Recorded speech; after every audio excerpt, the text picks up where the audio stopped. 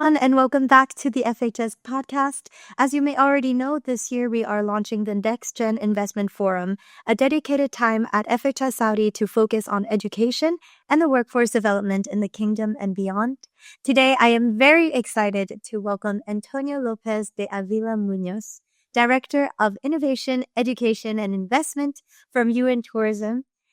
Welcome, Antonio, to our podcast, and thank you for making the time to speak with us today. Thank you for the invitation. I'm most honored to be here with you and share my experience and my lifetime with you. Yes, I've expressed this a little bit before already, but I personally worked on Next Gen and I work very closely with you in tourism as well, your colleagues. So it's an honor to speak with you today and get to know a little bit more on the impact of you in tourism in the tourism industry in the world, but also specifically for the kingdom.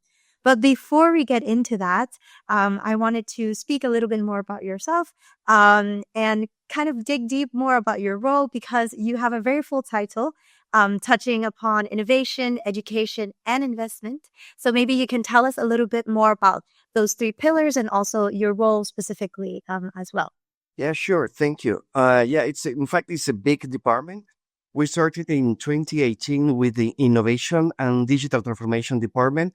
It was the first time UN Tourism started to talk about innovation and digital transformation. It was a little bit late, but it was when our new Secretary General at the time, Surapolo Likashvili, entered, and he realized that it was needed. 2 years later, we started to talk about how important education was to be innovative and to be creative, and how important was having a very good curricula in the academic part and even in the public side about how we can be prepared, we can develop skills for what is needed today for the industry and for the destinations. So we joined education and innovation. And 2 years later, we realized how important was money to make everything possible, to make everything real. So we started to create this investments part of the UN. At the beginning, was more related to venture capital and to business angels and all this money that goes to the private side because of our challenges in innovation. But suddenly we realized that also countries were really in need of having this information about the investments in their countries, in big projects. And we started to develop this area, taking into account that we always talk about sustainable investments. I mean, we really support investments related to sustainable, inclusive, and smart developments in tourism. So this is more or less what we do now. We are a huge team. We are 20 people. Part of the people of our team is in Madrid, in the headquarters of the UN Tourism. But we have also people in part of the team is in Riyadh, in the regional office for the Middle East. And we have also people in our office in Rio de Janeiro. Oh, wow. Okay. Wow. So you have 3 offices around the world, basically. And they're we have focusing the on... fourth one in Japan, in Oh, Nara. okay. But this is a brand new one. We need to start thinking about which is going to be the main focus of the office. But Rio de Janeiro is mainly focused on investments, and Okay. Riyadh is mainly focused on education. Okay. So perfect that we have your colleagues on board then for the Next Gen forum. It makes a lot of sense then. We looked on and we've spoken a little bit about your experience as well, but you've moved between different areas already from education, academia, entrepreneurship, the public sector. For you and your experience, what has been the most surprising lesson that you've learned about driving innovation in tourism? Sometimes the biggest surprise is that innovation often comes from very unexpected places outside tourism and outside formal systems. That's very important to know that because you cannot develop innovation in a very formal way. You can have tools to do it, but it's not that easy. Sometimes you find innovation in a very weird places. My time in the academia showed me the value of structured thinking, of course, but it's often the informal networks startups, local innovators, frontline workers who push ideas forward.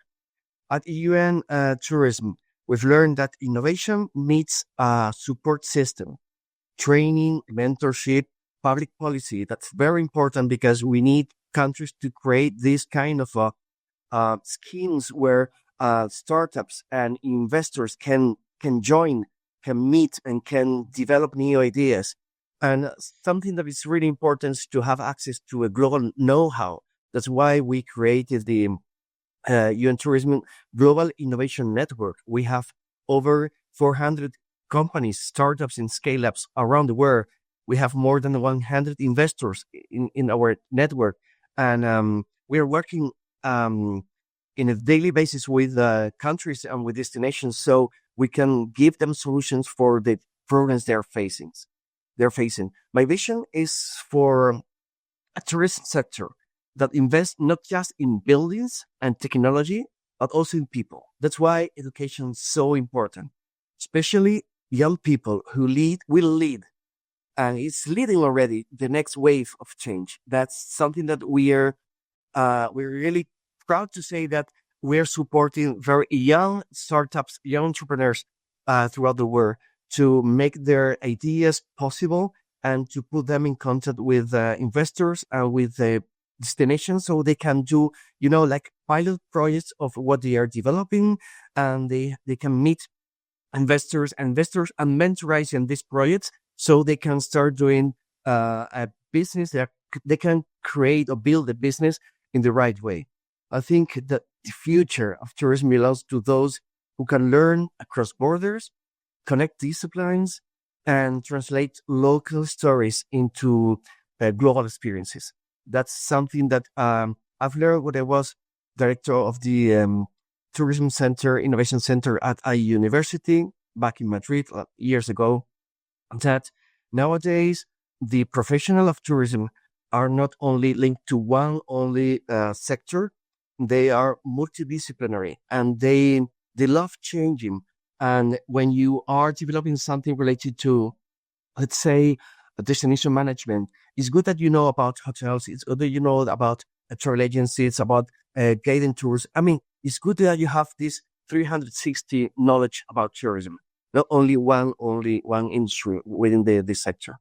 So interesting how you kind of connected these three big notions, right? Innovation, which is really big within itself, with education and investment. Somehow they correlate so well together, and it is very, I guess that falls under your innovation side, right? Because you never would think that all three are intertwined. But somehow there's such a large connection amongst all of them that it just made a lot of sense to kind of Yeah. push In them fact, we are forward. innovating in education.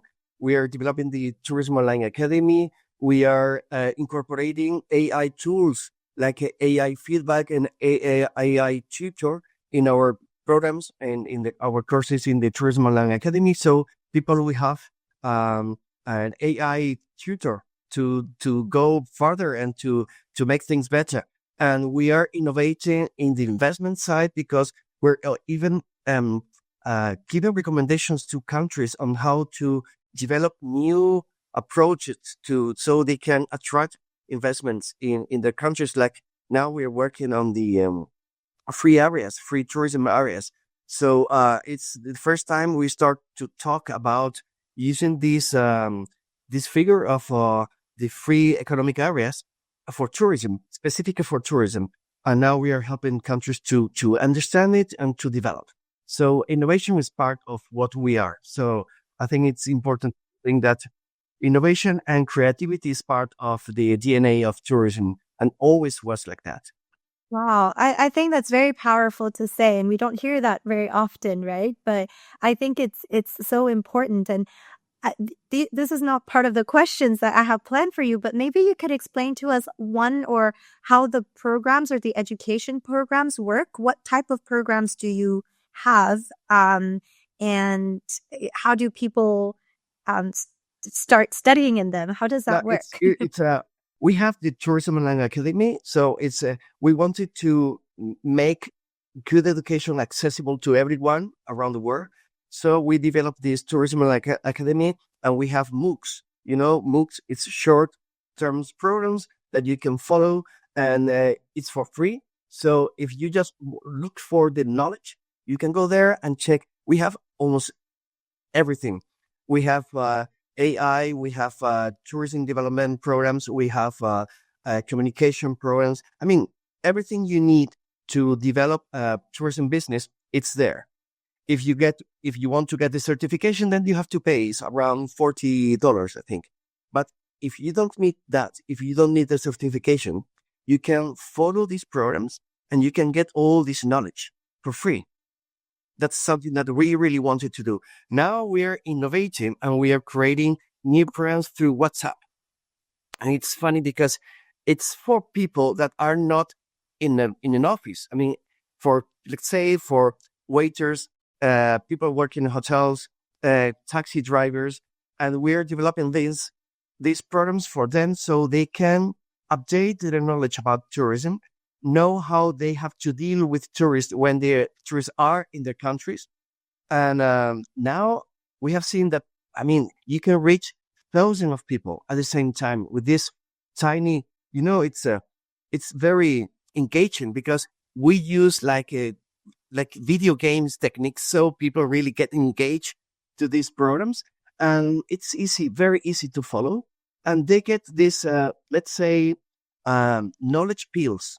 So they can go ahead with what they are doing in a better way, and we are helping them to update and sometimes upscale their knowledge on even about what they are doing, so they can do it better. And this is also something that countries are really, really exciting to start implementing in their countries. Absolutely. I think it's very empowering and you learn so quickly as well. So it's nice to know there are tools out there that anyone can use and you don't necessarily have to spend all these big monies to learn all the basics of, I guess, the tourism industry. So that's really good to hear. I think that's a kind of a small segue to the next portion of this podcast that I wanted to ask you about is more focused on Saudi Arabia because your colleagues are also joining us on stage in FHS Saudi. So maybe we can tap a little bit more into that route. It kind of follows very well with what we've just discussed now. Saudi Arabia these days has been growing exponentially. And we recently revised its annual tourism target to reach 150 million visitors by 2030, having achieved its original goal of 100 million 7 years ahead of schedule, which is huge.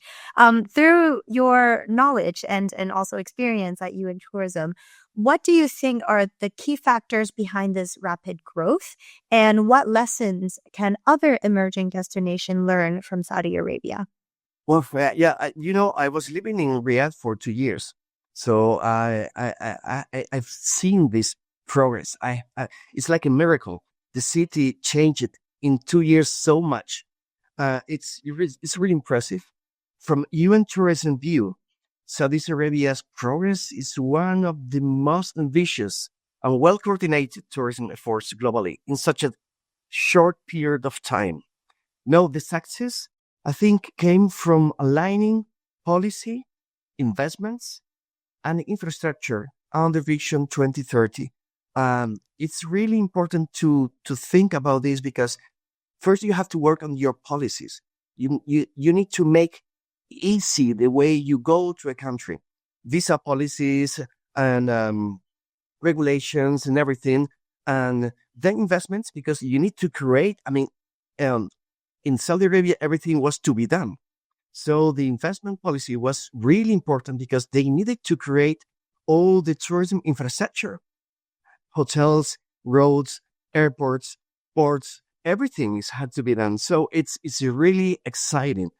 And reforms like easy visa access, improving air connectivity, and they're still working on that. The new airport and the Riyadh Air, I mean, all these things are changing rapidly the way we see the rest of the world sees Saudi Arabia. And one thing is also very important is that Saudi Arabia started to invest in heritage. And this made something different because people, they didn't know what they were what they was going to find in Saudi Arabia, except dunes and sea, the Red Sea. And suddenly we have Alula, and we have all the different Nabateans, civilizations, and the previous one, and we have all these amazing areas in the country. It's a natural capital and nature capital, and also heritage, and it's huge. So they have put all these uh, tourism resources in value, and now everyone knows that Saudi Arabia has a lot to offer. The scale of giga projects help draw international attention and capital. You know, it's they started saying, "Wow, something is happening in Saudi Arabia." So other countries can learn from Saudi's bold approach, strong leadership, and cross-ministry coordination, because I think that's also very important. I mean, everything I think has very well coordinated among different ministries: tourism, environment, culture. So I think they have been doing a great job because everything was related. I mean, you organize something and you putting, I mean, the Ministry of Culture organized something important, and then the Ministry of Tourism create the ways people know outside, and they attract people from the international markets to Saudi because of all these things that are happening in the country. I think that it proves that when tourism is treated as a national priority, results can be fast and very transformative. And I think this is what happened is happening in Saudi Arabia nowadays. Wow. I think it's so important to really point that out because a lot of countries are trying to look at Saudi Arabia and what they're doing. And I think you've pointed out really crucial points that I guess developing destinations haven't gotten the chance to understand yet. So I think that is very crucial for them to kind of move forward. I think we can kind of piggyback on your concept with giga projects. I think that is one of the biggest thing that is happening right now in Saudi Arabia, and one of the main reasons as well why the hospitality industry is so interesting in Saudi Arabia. But just to kind of connect with you in tourism, you've pioneered the Smart Destination Initiative in Spain. So I guess in Madrid. And it has become a global reference. And now, how do you see this concept of smart destination evolving in Saudi Arabia, and more specifically for the Giga project like Neom and the Red Sea? Well, thank you for the question. Yes, I led the smart destination strategy in Spain back in 2012. We're starting to talk about the importance of innovation, technology, data, artificial intelligence tools to manage and to do the analytics of all this data. Basically, the model focused on 5 key pillars: governance, because everything was related to that. So we want to do it better. We need to do the governance. We need to take decisions through data. So it was a data-driven model. You have to use technology and innovation to keep sustainability and accessibility.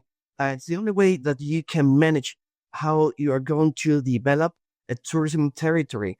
You need to control every single KPI, all these different indicators, so you can fix when something is wrong, or you feel that, wow, this is not going well. So we can act very fast. We can change things that we are doing wrong, and we can fix it very quickly, and we can keep our sustainable indexes in the right way. I mean with the sustainability is social, is economic, and is environmental. So it's this whole approach of sustainability, and using this smart destination model is the only way you can control the impact of tourism in people, in the economics, and in the environment.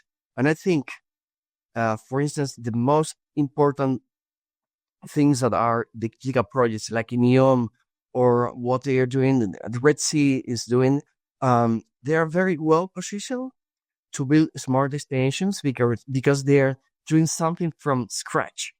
So this is something that most countries can do because they everything's done. I mean, let's say uh, if you have a very mature destination, you have to. It's very difficult to start incorporating all these things. But when you start something from scratch, you just put it. It's part of the whole project. So I think the opportunity in Saudi is to embed smart systems early, not just in infrastructure, but also in the visitor experience, because it's something that it's easy. It's through applications you can monitor the visitor experience before they before they go to the country, during the experience, during the trip, and after the trip. And you can get all this data, and you can use this data to enhance the experience of the tourism while they are in the destination. And of course, you can use all this data to keep controlling the environmental impact of everything and how to design the whole experience. So you keep all these, uh, you keep the experience in the right way, and you keep the expectations of the tourist when they are visiting Saudi Arabia. If they want to sell this experience as a very sustainable experience, and they're not just wasting things, but no, even if we are here, we are controlling, we are getting the energy from renewable sources. We are taking control of the waste. We are doing all this stuff because I think the international tourists really need to know that this is important. I think it's critical. These projects combine tech and innovation with authentic Saudi culture, local voices, and heritage, because the international tourist wants to know the authentic Saudi Arabia, not fake one. That's why I think innovation must serve people, local people above all, not just efficiency or design, which is always there, and but meaning, access, and community. I think that's very important. And now Saudi Arabia has the chance.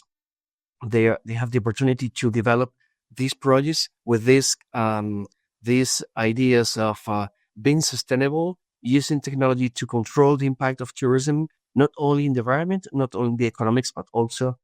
I think it's when we think about tourism or when people are traveling, like you're saying, authenticity plays a really big role. And we don't usually connect authenticity with technology, right? Because it seems very contradictory. So, in your opinion, because Saudi is starting this from scratch, basically, um, will it be a challenge? Do you think it's going to be easy per se? Because these are two very different, I guess, points of view that we not point of view, but challenges that they will have to face, trying to balance out innovation with authenticity. So, do you think it's going to be something that will work seamlessly because nothing is established yet, or is it going to be some challenge that they will need to face? I think that something that is really important now in Saudi Arabia, but also worldwide, is education. You need to train people. You need to prepare people for a fast changing industry. And in Saudi Arabia, I know that they are doing a lot to create the new, let's say, tourism ecosystem in the country.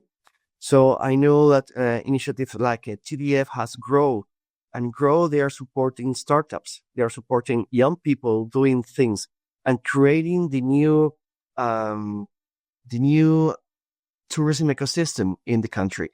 And they need to be linked with the locals, with the local communities. When you think about the south of Saudi Arabia, like Abha, no, or Asi region, where you have all these small villages with lovely people with such a different approach, even to the Saudi culture. Because when you go there, you find out that Saudi culture is more than one or two things. It's so rich, and you, if you develop technology in the right way, you can connect the tourism with the locals in the right way, so they don't feel like tourists are invaders that are we're conquering their villages and their environment. No, no, we can manage that, and I think through technology and through innovative solutions, they can be part of the success of the tourism sector in Saudi Arabia. And I really think that we have to use education training. We need to train these people so they understand what a tourist is, where they're expecting, what they can offer them. And one thing is important, it's that through putting this authenticity in value, they are going to be proud of what they are. They're going to be proud of what they do, their lives, the way of living.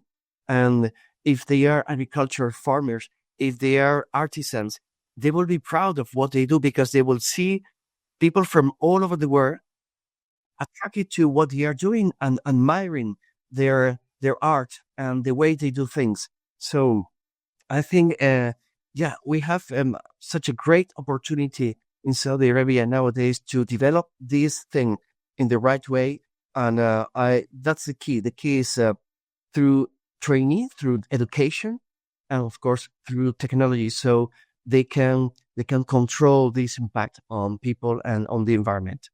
Yeah, so to understanding and utilizing it as a tool and not as a tool to progress, basically, is what we need to do with education and innovation in this situation. I think it's quite interesting because actually, one of your colleagues will be participating in a discussion at NextGen about how we can rebrand hospitality careers to attract Saudi youth.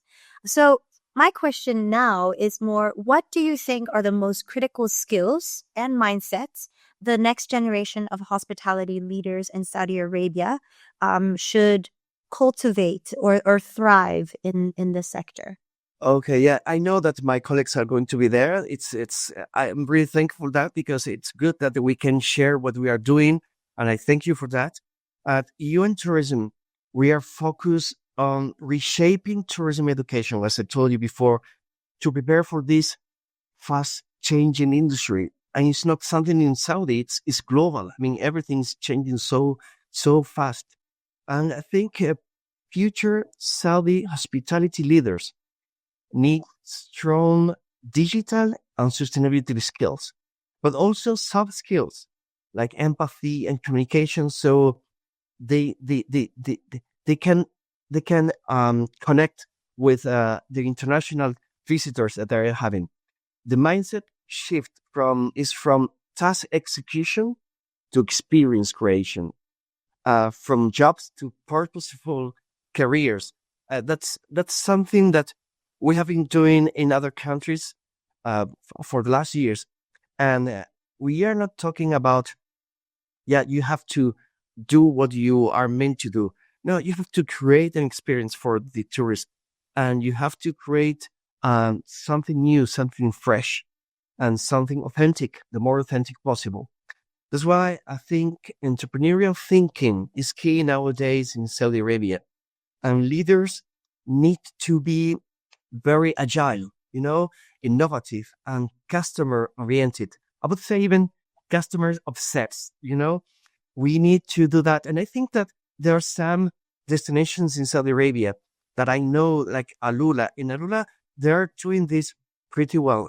They are creating very new environments, but they're so very well integrated in the landscape, and they're putting in value the heritage and the oases and the traditions. I think they are doing very well. So I think with these kind of projects, where Saudi Arabia will develop the tourism sector as I think we should do it, and we're supporting countries through education toolkits, and we are supporting countries with curriculum updates. I mean, for us, education is such an important tool. It's basic, so countries and people can go ahead in the right way. And of course, we are pushing stronger public and private collaboration because it's basic. I mean, you cannot do the public side and the public and private in a different way. They have to coordinate and they have to go hand by hand to develop the destinations and to, we would say, is public, private, and communities collaboration. I think that's it. So where now that we think about all of these different skill sets that they need to work on, as you're in tourism, you've mentioned there's different programs and toolkits. What are other initiatives that that you've done or that you are planning to do to actually push this forward as well? Different trainings and education as well. Oh, we're doing so many things. We're so Yeah. we're so busy. I mean, depending on the topic, we are doing a lot of innovation. We are helping countries to think out of the box. Nowadays, the main thing is to understand how to manage and how to implement AI tools in tourism sector, and the public and the private side. And it's something that all countries are asking us. In fact, now you know that our General Assembly this year will take place in Riyadh. So we will be there celebrating young tourism, and this is our main statutory meeting. And we are going to be in November in Riyadh, and the main outcomes of this General Assembly is going to be an AI report on tourism from the public side. And we have launched survey, so we know firsthand from the countries how are they doing or what are they doing to implement AI policies, and we are going to launch a kind of policy recommendations on AI, how to implement AI, because they know it's really important in the public and in the private side. Private companies are starting to use AI to manage data, and in the future they will use AI to give and to enhance the tourist experience in the best way and to be more efficient and to do things better and they're more efficient even to get more benefits because they are going to be more efficient. And from the public side, they need data to control everything. And if you need AI tools, so it's the only way you can manage such huge amount of data. And the public side, you need to control data from the territory, but also you need to control data coming from the private side. So you get the whole picture of what's going on with tourism in your country. So you can plan, you can do a specific strategy to go ahead in the right way and to cope with all the sustainability indices and to integrate people and to do the right promotion of the country in the right markets for the right products. So I think this is the most challenging thing that we're facing now. And our training is now more related to that. That's why we want to develop a kind of self-assessment tool, digital one, so countries can check in which situation they are now, which are the next steps they need to follow. And we are also starting to work on the like a universal nomenclature on tourism data, because we need to create, to build data in the same way so we can compare the same things. We can create these tourism data sharing spaces where private and public institutions can go there and find things and get knowledge on how tourism is behaving. I think this is the right next step in tourism nowadays. That's so interesting. I do have one last question though. This is so big. We talk a lot about technology and AI, and maybe you can share with me maybe an example that how data has driven insight and led to some breakthrough in the tourism industry. Is that something that you faced recently that you can share with us? We have a number of good examples, which is good because um, um, at Youth Tourism, we've seen firsthand how data can transform how destinations plan, manage, and invest. And I can say, if you allow me to talk about my own country, my home country, Spain, we started to develop this new approach to tourism, this smart destination thing, in 2012. So when COVID came in 2020, so 8 years later, Spain was already very well prepared to use data and to use all this technology to manage the recovery. And I know that in Spain, destinations like Benidorm, which is a very outstanding smart destination in Spain, uh, they use mobility and booking data to help reopen tourism zones safely and gradually. They started to work on the beach. I mean, they parcel the beach and they develop an application so people can book their limited space in the beach so they can enjoy the sun and the sea with a very very controlled way. I think that a data driven approach help protect SMEs, guide targeted marketing, and save thousands of jobs thanks to this new model. And I think for Saudi Arabia, data can support smarter investments decisions, demand forecasting, which is very important to be prepared, and the whole guest experience design, especially across giga projects, because they have the means and they can do it. I mean, they can offer so much. It's very important. It's not just about having data. It's about building skills to interpret, to do the analytics, and to take decisions based on that data. You know, it's that's why we support destinations in training local talent, investing in analytical capacity, linking data use and to workforce development and to education. Now we are approaching GCC countries through our regional office for the Middle East in Riyadh. I think that we can start with the GCC countries to develop this smart destination concept and methodology and way of approaching tourism, and they can become a very good example for other regions, for other countries in the region. So I think that we are starting to do things. We are starting the new way of doing tourism in the 21st century, and I think this region, above all Saudi Arabia, are in the very in the perfect moment and with the perfect tools and means to develop this in the right way. Amazing. What a great way to end this. I feel like I could speak to you for many, many more hours, but I fear that that would be too long. So thank you so much for taking the time to speaking with us today. We're very much looking forward to hearing more insights from you in tourism at FHS Saudi for the Next Gen Forum. And hopefully we will get to welcome you to our next FHS as well. Thank you very much, Antonio. And I wish you a really nice day. Thank you very much for everything. I wish you a very successful reform. I'm sure it will be.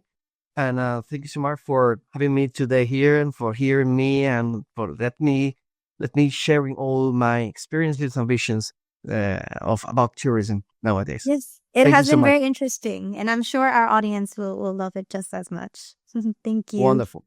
Thank you so much. Lovely day.